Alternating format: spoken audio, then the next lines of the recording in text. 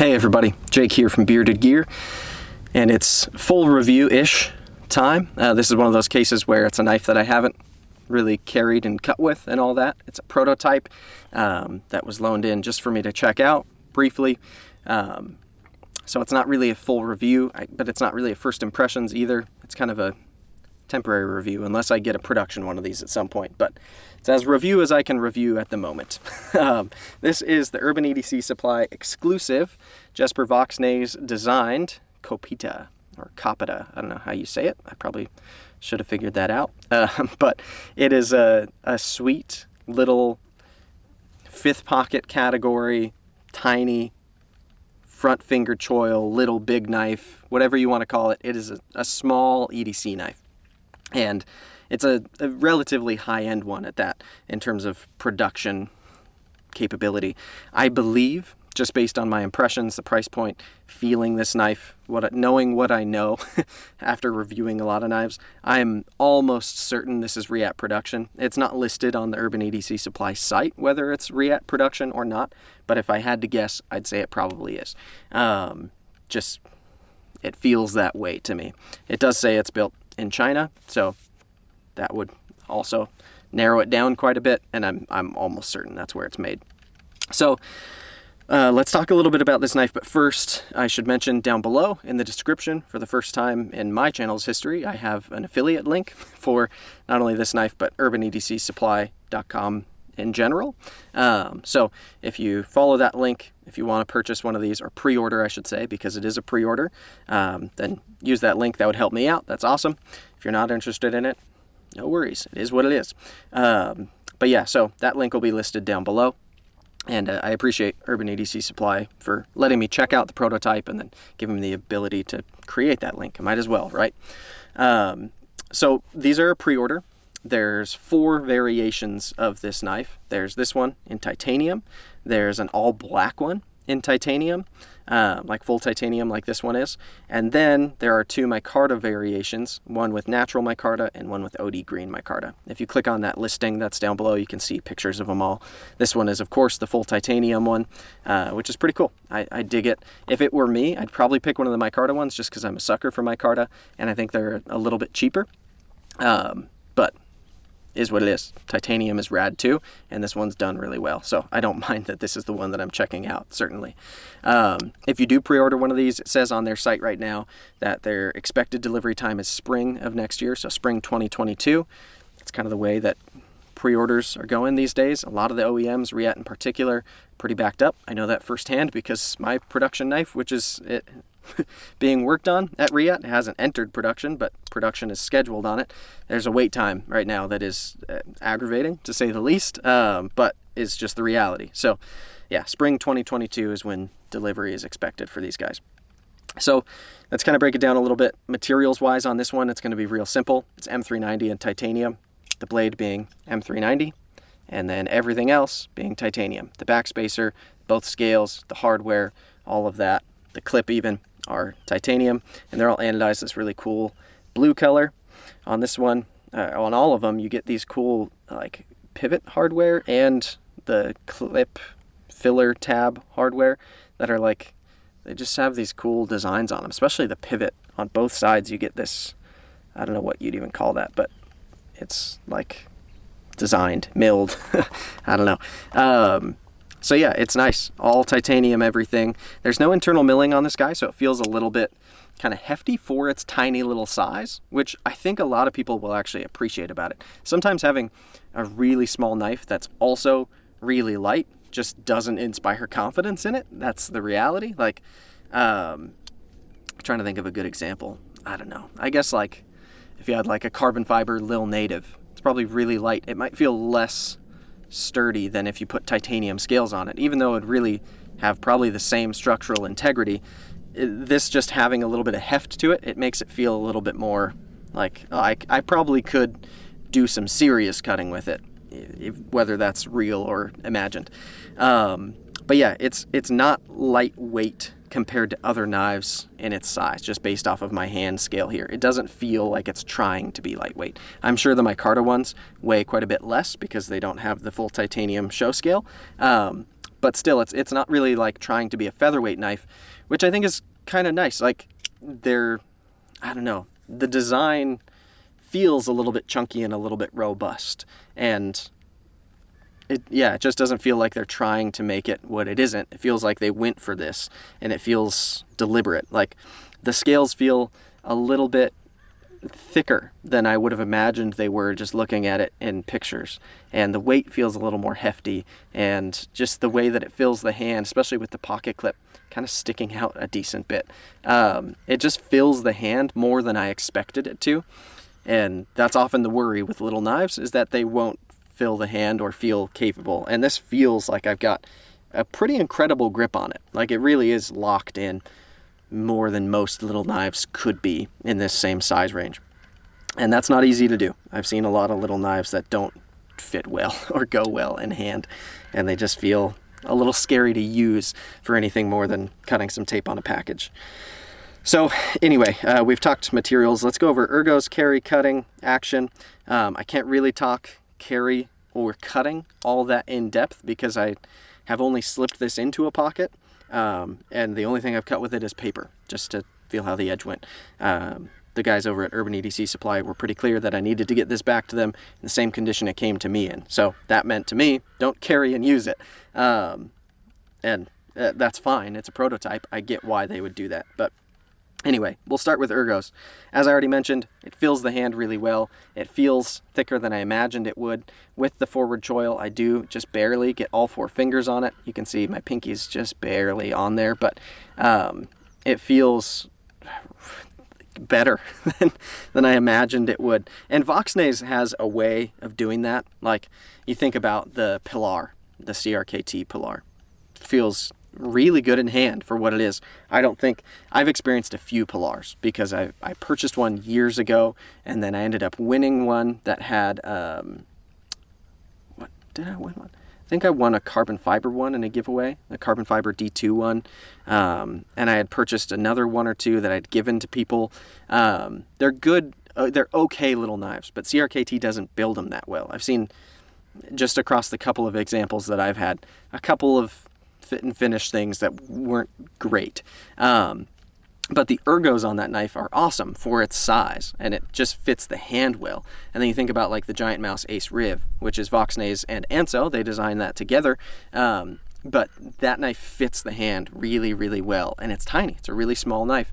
And so Voxnays has this ability to make small knives that fit the hand really well. So I like that Urban EDC Supply is doing these collaborations with Jesper Voxnays. They did the F5.5. Now they're doing this because Voxnays is an excellent knife designer. He gets ergos, and to me, that's one of the most important aspects of a knife. It has to fit your hand. That's the only way you're going to use it, is in your hand. Knives don't work any other way. They're not supposed to. So I like that that's a focal point for him, and so it's nice that they're partnering with him to do these exclusive runs. Anyway, ergos are great. Let's talk carry for a moment, I guess, because I did slip it into a pocket. This clip I found slid in and out of pocket just fine. It's kind of a robust loop over deep carry clip. You'll see also the way that it mounts. I guess the best way to show it would be over here, where it's got this little plate covering it. It sets into this like plus sign, like a health pack in a video game. And when you, I don't know, it's just nice that it can't kind of pivot. For being a one screw pocket clip design, the fact that it notches into a slot like that, I think is pretty smart. That way it's not going to torque or turn or anything. It's got great solid retention. If anything, it might be a little on the extra tight side because it's kind of thick titanium, but it's anodized well. It slid in and out of pocket for me just fine. It doesn't carry all the way to the butt end of the knife. You'll see there's a little bit sticking out past it, but it's not much. And this thing is tiny, so it's going to disappear in your pocket pretty well. But yeah, this would be a great fifth pocket, like of your jeans, tiny little carry. Be very comfortable there.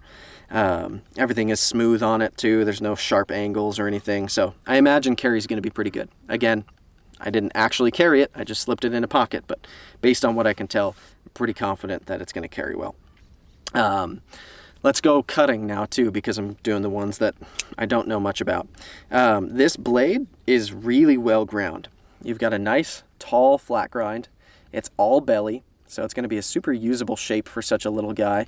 And it gets down to a pretty thin behind the edge profile. I imagine it's going to slice quite well. You've got a slightly crowned spine, which I like. You've got jimping placed a little far forward. Not as far forward as like some giant mouse knives all the way up here, but it's further forward than most knives are. And my thumb does actually contact it, which is nice. I didn't mention as well, you can hold it not using the choil, and it feels pretty good that way. Not as good as using the choil. You're certainly meant to, in my opinion, use this forward choil, but even choked back, it's pretty good. Anyway, the blade stock isn't crazy thick. It's actually, somebody asked me, I think it was Knife Nerdery, commented on my last video asking what the stock thickness was, and my calipers are like super ghetto. They're digital, but they don't go to like thousandths, which is annoying. So it kept jumping. Like if I held it pretty tightly on it, it was 0.12, and then if it was kind of loosely on there, is 0.13. So I think it's between 0.12 and 0.13. Call it 1.25 based on my measurement. Not the most scientific because my calipers are janky, but yeah, so that's about the blade stock thickness that I got, which for this little guy feels like decently thick, but it's really not that thick of blade stock. So paired with this flat grind that's nice and tall, it's good. I like the way that the choil comes all the way to the edge, so it functions as a sharpening choil. So you've got sharpened all the way down to here with no heel or anything like that, and it's just nice. It seems like a good cutting profile. I like the shape. I like the way it indexes. Pressing it through paper, it cut very well, but again, that's all that I've done with it. So it's as much as I can say without pontificating about what I think it might be. Like, my experience cutting paper with it is that it's good, and based on what I can tell, it seems like great blade geometry, etc. Action is the last category. So one deployment method only, this little flipper tab. I like that the flipper tab is pretty tiny, but it's effective. It's got a little bit of kind of a hook ramp to it with a little bit of jimping up on there, so you get plenty of grip on it. Little knives can be a little bit tricky because if they have a really sensitive lock bar, then they can suck to use the flipper tab. Like my Riv is kind of that way. Sometimes if I catch myself putting my finger on the lock bar, man, it is a bummer. Most of the time I middle finger flick that knife though, so it doesn't bother me. This being flipper only, that's a slippery slope, because if it was real sensitive to lock bar pressure, it would suck to have to worry about where to put your finger because there's not many options. It's a tiny little handle, right? But luckily, it's not super sensitive to lock bar pressure, at least on this example. And the flipper works great. It's snappy.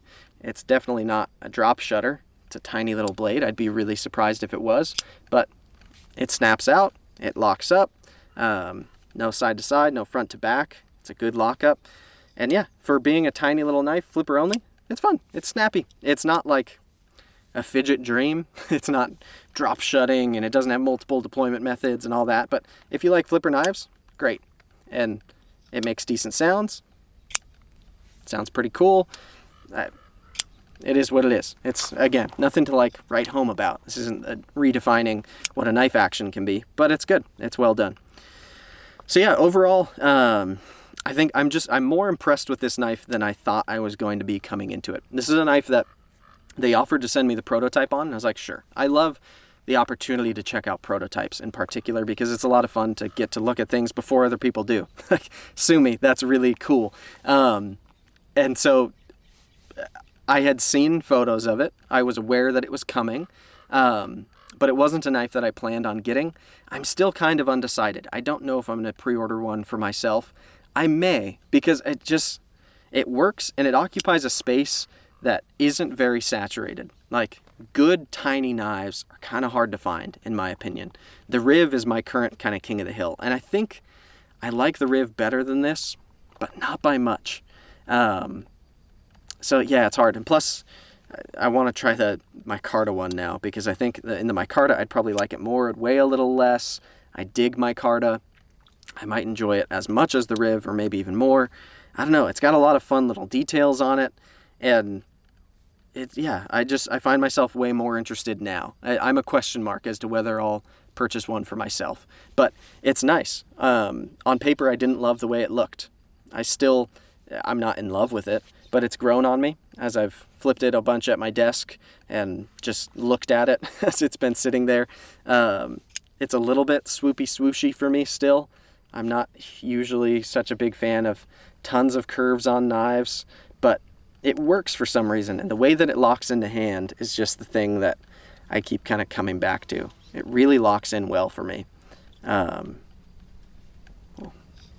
There's a deer or something over there. Just knocked down a whole bunch of rocks. Anyway, I guess we're going to leave it kind of on that cliffhanger of will I order one? I genuinely don't know. Otherwise, I'd be glad to answer it. But luckily, I think the pre-order is still open for a little bit. So I'll have to decide before that closes. But yeah, we'll see. Time will tell. Maybe I'll get one of these. Maybe I won't. Either way, it's a good knife that I can recommend. I think especially I think the micarta ones are like $200 for M390 micarta. What I assume and believe is a Reate built knife with the components that are on it. Nice titanium backspacer, titanium hardware, titanium clip. I think it's pretty fair where it's coming in, and I dig it. I like it more than I thought I would. So yeah, we'll see. Time will tell. But thanks for checking it out, guys. This has been the Urban EDC Supply Copita. I don't know how you say it yet. If somebody knows how to pronounce it, let me know. But it's a pretty sweet little knife. And again, that link will be down below. So thanks. We'll see you on the next one.